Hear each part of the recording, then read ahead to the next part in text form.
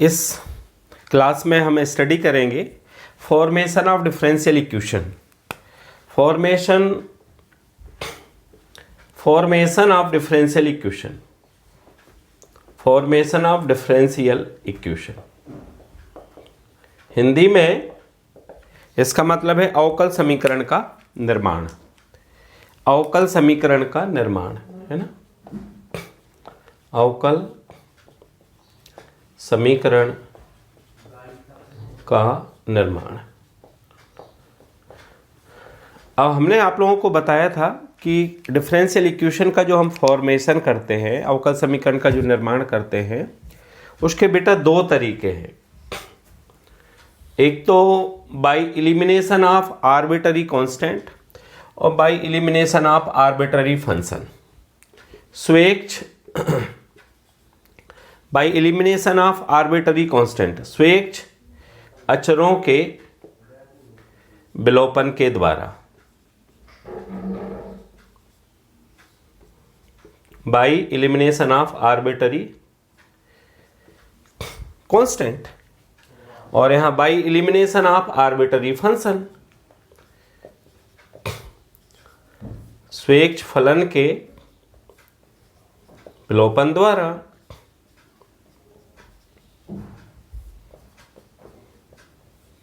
by elimination of arbitrary constant and by elimination of arbitrary function। इसके पहले भी हमने कुछ नोटेशन की बात की थी कि ये सब आप लोग ध्यान रखना। कुछ नोटेशन की बात की थी कि यहाँ पे z फंक्शन होता है x एंड y का, z फंक्शन होता है x एंड y का। p जो होता है वो del z upon del x होता है, स्मॉल p है ना बेटा। q का मतलब होता है del z upon del y। r का मतलब होता है, ध्यान रखना, del two Z by del X square. और s का मतलब होता है del two Z by del X del Y. और t का मतलब होता है बेटा del two Z by del Y square. ये कुछ नोटेशन की बात की मैंने। कौन से नोटेशन की बात की, यहां ध्यान रखिए। z फंक्शन होता है किसका, फिर से सुन लीजिए। z का डिफरेंशिएशन x और y दोनों के विद रिस्पेक्ट में पॉसिबल है, क्योंकि z फंक्शन होता है x का भी और y का भी। स्मॉल p का मतलब है del z upon del x। Small q का मतलब है del z upon del y। Small r का मतलब है del two Z by del X square. Small s का मतलब है del two Z by del X del Y. और स्मॉल t का मतलब है del two Z by del Y square. ये तो हुई नोटेशन की बात। नंबर 1 पे आज हमने आपको बताया ये नोटेशन। नंबर 2 पे मैंने आज आप लोगों को स्टार्ट किया फॉर्मेशन ऑफ डिफरेंशियल इक्वेशन, अवकल समीकरण का निर्माण। अब इसके दो मेथड है, by elimination of arbitrary constant and by elimination of arbitrary function, स्वेच्छ अचर के विलोपन के द्वारा और स्वेच्छ फलन के विलोपन के द्वारा। आप सोच रहे होंगे कि इसकी वर्किंग मेथड क्या है, इसका कार्य करने का तरीका क्या है, वर्किंग मेथड क्या है, किस तरह से मेथड वर्क करेगी, किस तरह से हम कांस्टेंट को एलिमिनेट करते हैं। अब इसमें हमने आप लोगों को बताया था कि अगर दो आर्बिट्ररी कांस्टेंट हैं तो एक बार आप x के विद रिस्पेक्ट में करें और एक बार y के विद रिस्पेक्ट में पार्शियली डिफरेंशिएशन करें। आपको एक रिलेशन दिया रहेगा। आप सोच रहे होंगे होता क्या है, क्वेश्चन में क्या क्या रहेगा। क्वेश्चन में आपको रहेगा x रहेगा, y रहेगा, z रहेगा और a रहेगा और b रहेगा। मान लीजिए दो आर्बिट्ररी कांस्टेंट, तीन भी हो सकते हैं, दो आर्बिट्ररी कांस्टेंट, दो कांस्टेंट। अब आपका टारगेट क्या है, कांस्टेंट को हटाना। तो आपको एक बार पार्शियली डिफरेंशिएशन करना है with respect to x both the side. Equation 2 बन जाएगा क्योंकि इक्वेशन 1a बनेगा। और एक बार पार्शियली डिफरेंशिएशन करना है विद रिस्पेक्ट टू y, तो आपका इक्वेशन 3 बन जाएगा। और 1 2 3 से आपको आर्बिट्ररी कांस्टेंट को आप एलिमिनेट करेंगे। इक्वेशन 1 2 3 से स्वेच्छ अचरों का जब विलोपन करेंगे, इनको हटाएंगे, इनको रिमूव करेंगे, तो आपको क्या मिल जाएगा? पार्शियल डिफरेंशियल इक्वेशन, आंशिक अवकल समीकरण आपको मिल जाएगा। 90% क्वेश्चन आपके दो कांस्टेंट वाले ही हैं, दो आर्बिट्ररी कांस्टेंट वाले हैं। आप कहोगे नहीं सर एक कांस्टेंट और हुआ, तीन कांस्टेंट हुए, तो क्या करेंगे हम? तो एक बार x के विद रिस्पेक्ट में किया, एक बार y के विद रिस्पेक्ट में किया, फिर से एक बार फिर से x के विद रिस्पेक्ट में आप डिफरेंशिएशन कर देंगे। एक बार फिर से आप x के विद रिस्पेक्ट में डिफरेंशिएशन कर देंगे, x के विद रिस्पेक्ट में अगेन डिफरेंशिएशन कर देंगे, 3 बार डिफरेंशिएशन हो जाएगा टोटल। उसके बाद आप कांस्टेंट को एलिमिनेट कर सकते हैं, या x के विद रिस्पेक्ट में फिर से नहीं करना है तो y के विद रिस्पेक्ट में फिर से डिफरेंशिएशन कर लोगे तो कांस्टेंट एलिमिनेट हो जाएगा। कुल मिला के आपको जितने आर्बिट्ररी कांस्टेंट हैं उतने बार डिफरेंशिएशन करना है। Differentiate as many times as there are arbitrary constant. और इस पे अपन डिस्कस कर चुके हैं, और अब इसकी मेथड क्या है, इसका तरीका क्या है, स्वेच्छ फलन का विलोपन कैसे करते हैं। अब मान लीजिए एक स्वेच्छ फलन है क्वेश्चन में, जैसे यहां एक स्वेच्छ फलन है, एक क्वेश्चन है, एक फलन है f। ये जो क्वेश्चन मैंने रखा है इसमें एक स्वेच्छ फलन है। अब मैंने एक दूसरा क्वेश्चन रखा है, इसमें भी एक स्वेच्छ फलन है।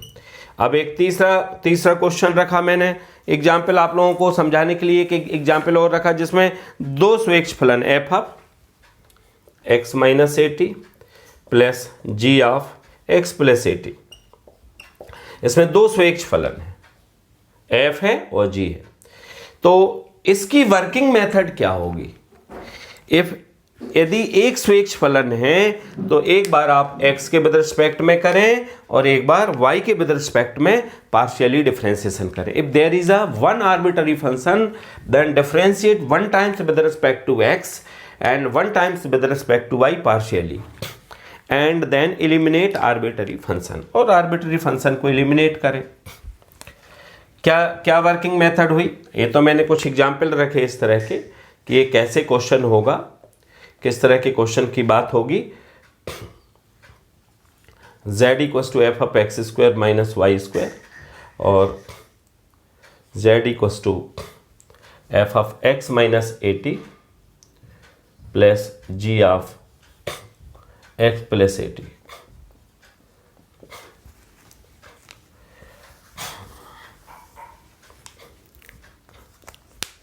ठीक है,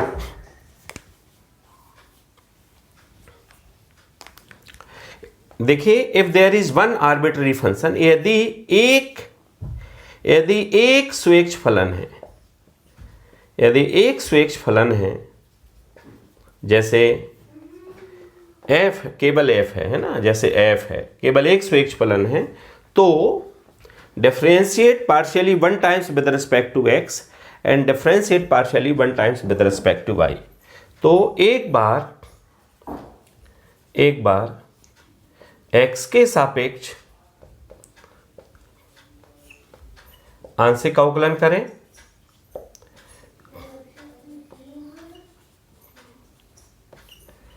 तथा एक बार y के सापेक्ष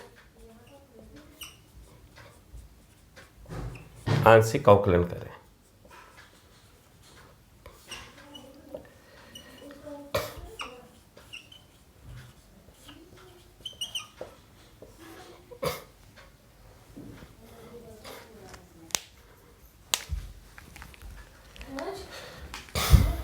क्लियर हुआ? ठीक है ना।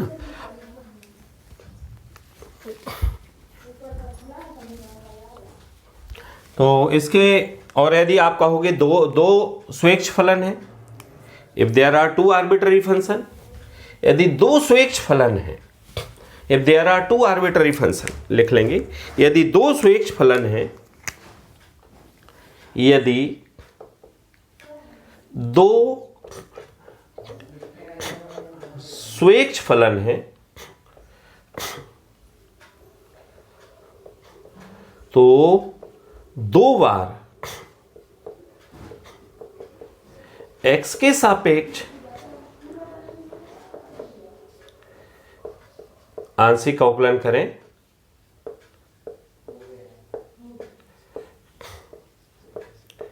तथा दो बार y के सापेक्ष आंशिक अवकलन करें।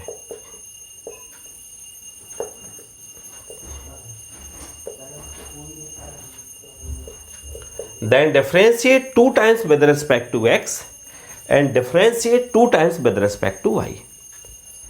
अब हमने आपके सामने दो तरह की मेथड रखी।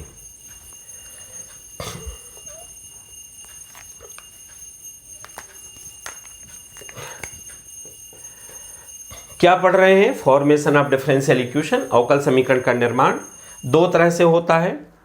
एक में आर्बिट्ररी कांस्टेंट देखते हैं क्वेश्चन में, तो जितने आर्बिट्ररी कांस्टेंट देखें उतने बार हमें पार्शियली डिफरेंशिएशन करना है, आंशिक अवकलन करना है। यदि दो स्वेच्छाचार हैं तो एक बार x के विद रिस्पेक्ट में आंशिक अवकलन कर लेंगे बेटा, और एक बार y के विद रिस्पेक्ट में कर लेंगे, ठीक है। और स्वेच्छाचारों को एलिमिनेट कर लेंगे, ठीक। और लेकिन यदि इसी तरह से तीन आर्बिट्ररी कांस्टेंट है तो तीन बार करना पड़ेगा। आप किसी एक के विद रिस्पेक्ट में रिपीट कर दीजिए, या x के विद रिस्पेक्ट में रिपीट कर दो, या y के विद रिस्पेक्ट में रिपीट कर दो। और यदि आपको एक स्वेच्छ फलन है तो एक बार x के सापेक्ष आंशिक अवकलन करें और एक बार y के सापेक्ष आंशिक अवकलन। और दो स्वेच्छ फलन है तो दो बार x के सापेक्ष आंशिक अवकलन करें तथा दो बार y के सापेक्ष आंशिक अवकलन करें तथा स्वेच्छ फलन को एलिमिनेट करें, तथा स्वेच्छ फलन को क्या करें? एलिमिनेट करें, ठीक है। ये क्लियर हो गया। अगर कहीं भी अभी भी कोई डाउट है तो हम कुछ आपके सामने एग्जाम्पल रखेंगे और उससे क्लियर हो जाएगा, ठीक है ना। ओके,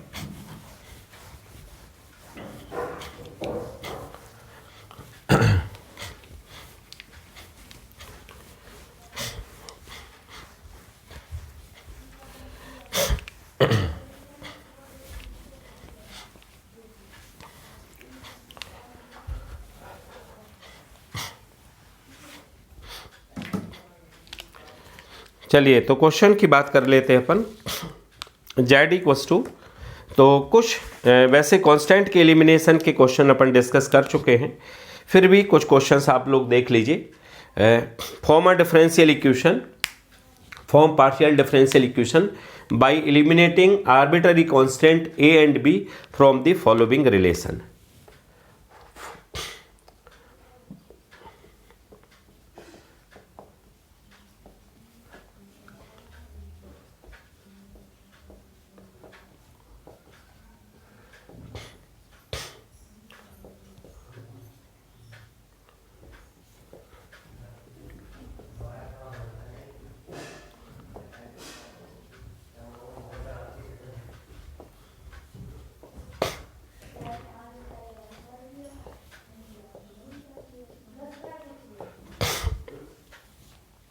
निम्न संबंध से a और b को विलोपित करके आंशिक अवकल समीकरण का निर्माण कीजिए। Form partial differential equation by eliminating arbitrary constant from the following relation. अब z इक्वल्स टू क्या है? ax plus B Y plus A B. z equals to क्या है? ax plus B Y plus A B.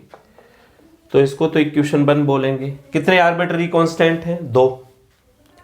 तो एक बार आपने partially differentiation किया with respect to x, है ना।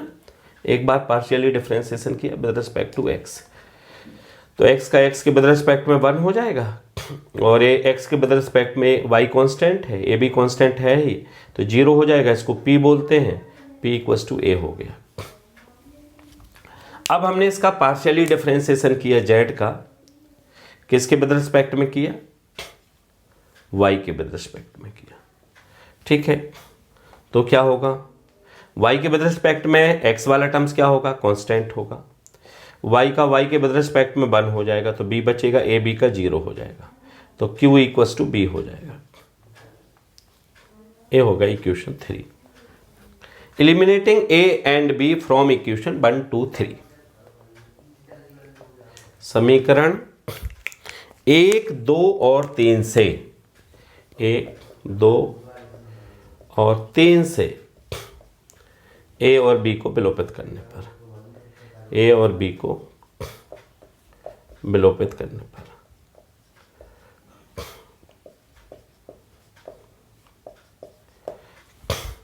तो z इक्वल्स टू क्या हो जाएगा,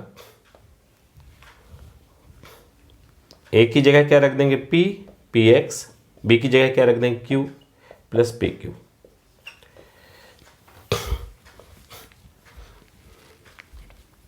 इस तरह से आप इन क्वेश्चंस को कर सकते हैं जिनमें आर्बिट्ररी कांस्टेंट है, ठीक है ना।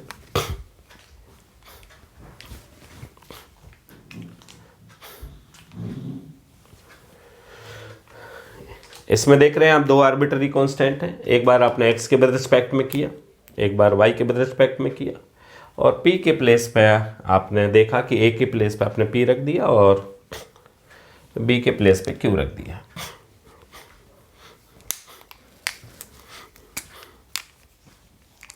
चलिए और देख लीजिए क्वेश्चन आप, जिनमें हम स्वेच्छ अचरों का विलोपन करेंगे, जिनमें हम आर्बिट्ररी कांस्टेंट को एलिमिनेट करेंगे। चलिए नेक्स्ट क्वेश्चन देख लीजिए।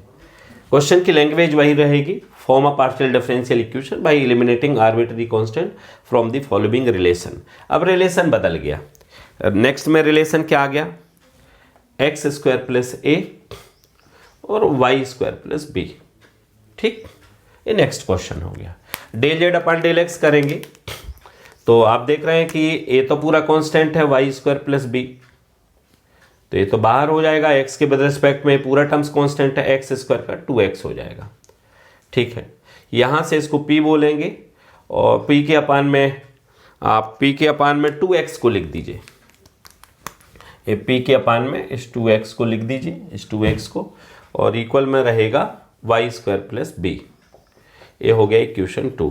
y के विद रिस्पेक्ट में करेंगे, जब y के विद रिस्पेक्ट में आप करेंगे तो एक्स स्क्वायर प्लस ए तो होगा कांस्टेंट और वाई स्क्वायर का होगा 2y। यहाँ से q के अपान में आप q, इसको q लिखेंगे, q के अपान में 2y लिख देंगे और ये हो जाएगा एक्स स्क्वायर प्लस ए। अब eliminating a and b from 1 to 3, तो वाई स्क्वायर प्लस बी के प्लेस पे, वाई स्क्वायर प्लस बी के प्लेस पे क्या रख देंगे आप, Y square X square plus A के प्लेस पे क्या रखेंगे, एक्स स्क्वायर प्लस ए के प्लेस पे रख देंगे q अपान 2y, और वाई स्क्वायर प्लस बी के प्लेस पे क्या रख देंगे, वाई स्क्वायर प्लस बी के प्लेस पे रख देंगे p अपान 2x। तो आंसर क्या हो जाएगा, z equals to P Q upon 4xy।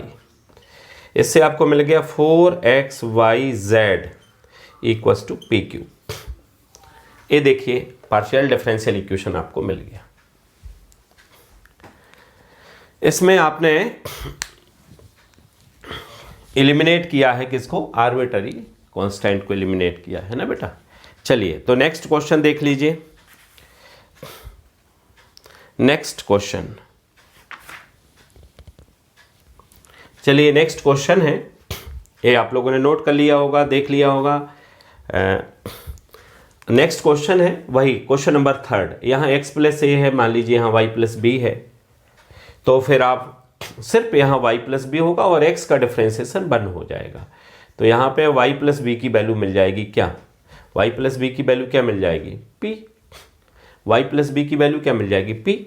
और ऐसे ही जब y के विद रिस्पेक्ट में आप करेंगे तो एक्स स्क्वायर प्लस ए रहेगा और x प्लस ए की वैल्यू मिल जाएगी q, और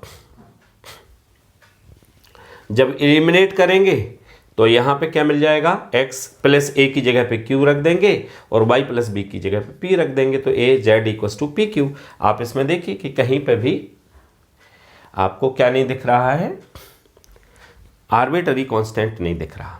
आपको क्या मिल गया, डिफरेंशियल इक्वेशन मिल गया, ये आंसर आ गया, ठीक है ना। अब आप लोग देखिए, अब आप लोगों को मैं बता देता हूं नेक्स्ट क्वेश्चन, x प्लस ए प्लस वाई प्लस बी, फिर से रिलेशन बदल रहा है ना, फिर से क्या बदल रहा है, रिलेशन बदल रहा है ना। तो डिफरेंशियल इक्वेशन है x प्लस रिलेशन बदल गया, रिलेशन क्या हो गया देख लीजिए, x minus A plus Y minus B, X minus A plus Y minus B. Next question, तो जब x के बदले रिस्पेक्ट में डिफरेंशिएशन करेंगे तो x का वन हो जाएगा, x के बदले रिस्पेक्ट में जब आप डिफरेंशिएशन करेंगे x माइनस ए का whole square plus Y minus B का होल स्क्वायर, जब x के बदले रिस्पेक्ट में करेंगे तो 2 टाइम्स x माइनस ए होगा, x के बदले रिस्पेक्ट में कांस्टेंट होगा, इसको p लिखेंगे तो ये हो जाएगा p अपान 2 की वैल्यू क्या हो जाएगी, x माइनस ए। ठीक, जब y के बदले रिस्पेक्ट में करेंगे आप तो इसका तो 0 हो जाएगा और 2 टाइम्स y माइनस बी, तो 2 से डिवाइड करेंगे q अपान 2 इक्वल्स टू क्या हो जाएगा, y माइनस बी।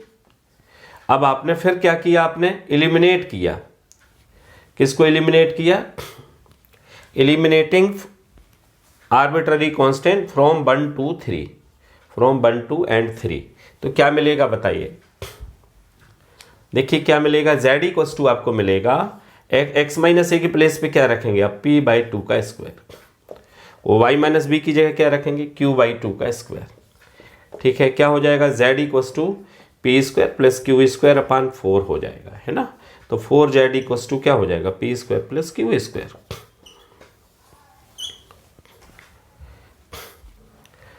इस तरह से देखा आपने बहुत ही कम समय में बहुत सारे क्वेश्चन कर लिए जिनमें हमने आर्बिट्ररी कांस्टेंट को एलिमिनेट किया है। अब हम बात करेंगे किसके एलिमिनेशन की बात करेंगे, आर्बिट्ररी फंक्शन के एलिमिनेशन की बात करेंगे। अब हम उन क्वेश्चंस को रखेंगे जिनमें आर्बिट्ररी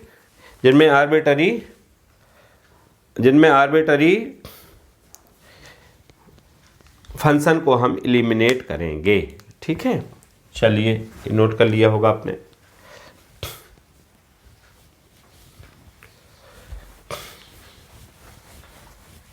अब हम क्वेश्चन करने वाले हैं जिसमें एलिमिनेशन जो होगा वो आर्बिट्ररी फंक्शन का होगा। Form a partial differential equation by eliminating arbitrary function f। स्वेच्छ फलन f को विलोपित कर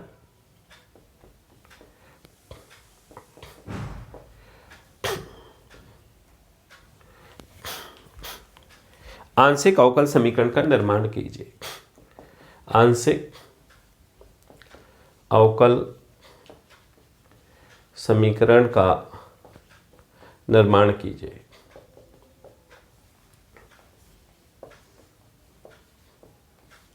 form a partial differential equation by eliminating arbitrary function. स्वेच्छ फलन f को विलोपित कर आंशिक अवकल समीकरण का निर्माण कीजिए। Form a partial differential equation by eliminating arbitrary function. ठीक, तो यहाँ z इक्वल्स टू है f of y upon x, z equals to f of y upon x ए है। ठीक है, तो इसको form a partial differential equation by eliminating arbitrary function. तो f ए हुआ है z equals to f of y upon x। तो डेल z अपान आप देखेंगे del z upon del x क्या होगा बताओ। f का डिफरेंशिएशन तो हो जाएगा f dash y upon x, del upon del x करेंगे y अपान x का, y अपान x का क्या होगा बताओ, minus Y upon X square हो जाएगा, क्योंकि y तो बाहर हो जाएगा, y बाहर हो जाएगा और अपन करेंगे 1 अपान एक्स का, तो x पावर माइनस 1 का करेंगे, है ना। तो f डैश y अपान एक्स और y upon minus Y upon X square हो जाएगा।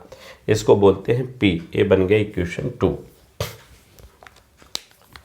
इसी का जब y के विद रिस्पेक्ट में करेंगे तो del z upon del y क्या मिलेगा अपन को, f dash y upon x और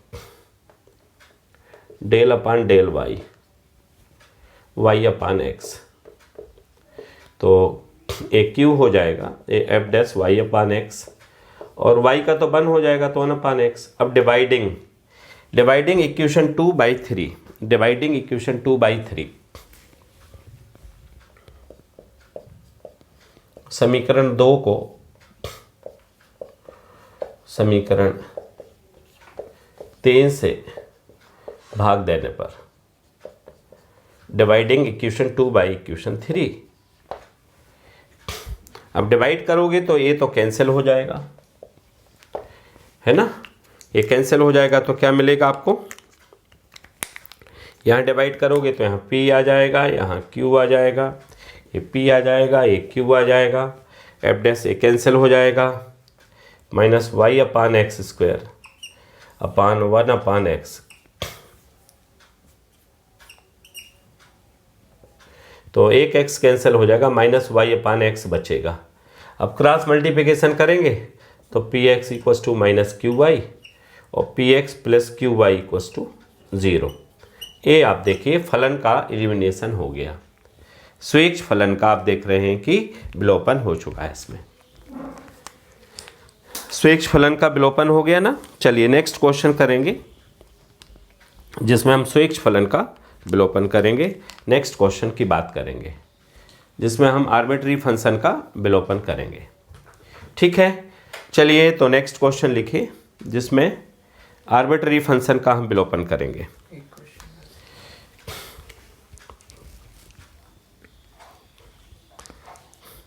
z इक्वस टू ए, आप समझ गए होंगे इसमें z इक्वस टू है स्वेच्छ फलन f को विलोपन करके आंशिक अवकल समीकरण का निर्माण कीजिए, F of X square minus Y square. Question है F of X square minus Y square.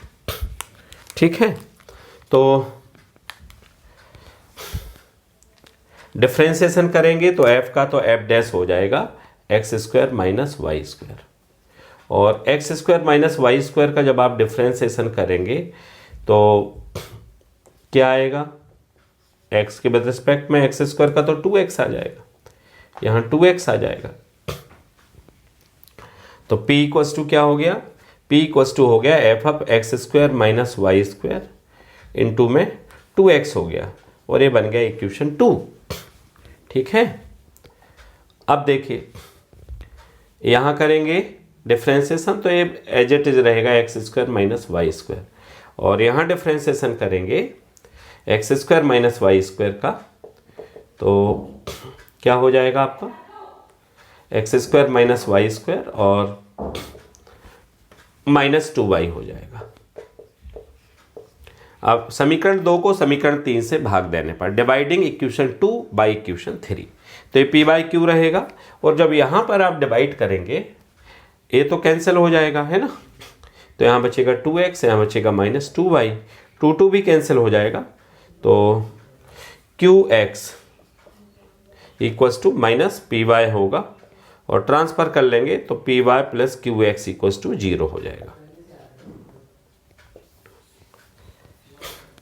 ये आपने स्वेच्छ फलन का एलिमिनेशन करके क्या किया, आंशिक अवकल समीकरण का निर्माण किया। चलिए नेक्स्ट क्वेश्चन, इसको जल्दी से आपने नोट कर लिया होगा, एक क्वेश्चन और कर लीजिए जिसमें हम स्वेच्छ फलन f का एलिमिनेशन करेंगे और पार्शियली डिफरेंशियल इक्वेशन का निर्माण करेंगे। आप देख रहे हैं कि आप जब एक स्वेच्छ फलन होता है तो एक बार हम x के विद रिस्पेक्ट में पार्शियली डिफरेंशिएशन करते हैं और एक बार y के विद रिस्पेक्ट में करते हैं और दोनों को डिवाइड करते हैं, तो फंक्शन क्या होता है, कैंसिल हो जाता है। ठीक है, नेक्स्ट क्वेश्चन, एक क्वेश्चन की और बात कर रहे हैं, z equals to F of X plus A Y, Z equals to F of X plus A Y, तो क्या हो जाएगा F dash X plus A Y, और x प्लस ए वाई का करेंगे पार्शियली डिफरेंशिएशन, तो x प्लस ए वाई तो constant है 0, तो x का 1 होगा, तो एफ ऑफ क्या आएगा, x प्लस ए वाई आ जाएगा, है ना, ठीक है ना, और x का 1 हो जाएगा, तो p इक्वस टू क्या हो गया, F dash X plus A Y, equation 2 हो गया। अब इक्वेशन बिल्कुल एक स्टेप और देखें, विद रिस्पेक्ट टू आप y करेंगे तो F of X plus A Y होगा, और जब y के विद रिस्पेक्ट में x प्लस ए वाई का करेंगे आप तो x का 0, यहाँ तो a आ जाएगा, a आ जाएगा, है ना। अब दोनों इक्वेशन को आप डिवाइड कर लीजिए, डिवाइडिंग इक्वेशन 2 बाय इक्वेशन 3। तो यहाँ p by Q equal to F dash cancel हो गया, तो यहाँ क्या बचेगा 1/a बचेगा, है ना। क्या बचेगा, ये तो कैंसिल हो जाएगा, तो 1/a बचेगा। तो क्या हो जाएगा, क्रॉस मल्टीप्लिकेशन करेंगे तो पी ए या A P equal to Q. आप देख रहे हैं स्वेच्छ फलन का विलोपन हो गया। तो आज आप लोगों ने देखा कि बहुत सारे क्वेश्चंस आपने डिस्कस किए, और आज आपने फॉर्मेशन ऑफ डिफरेंशियल इक्वेशन पढ़ा। इसका एक क्वेश्चन बनता ही है, निश्चित तौर पे आप सभी लोगों को एकदम क्लियर हो गया होगा, और इसमें कहीं कुछ भी टफ नहीं है। ठीक है, ओके।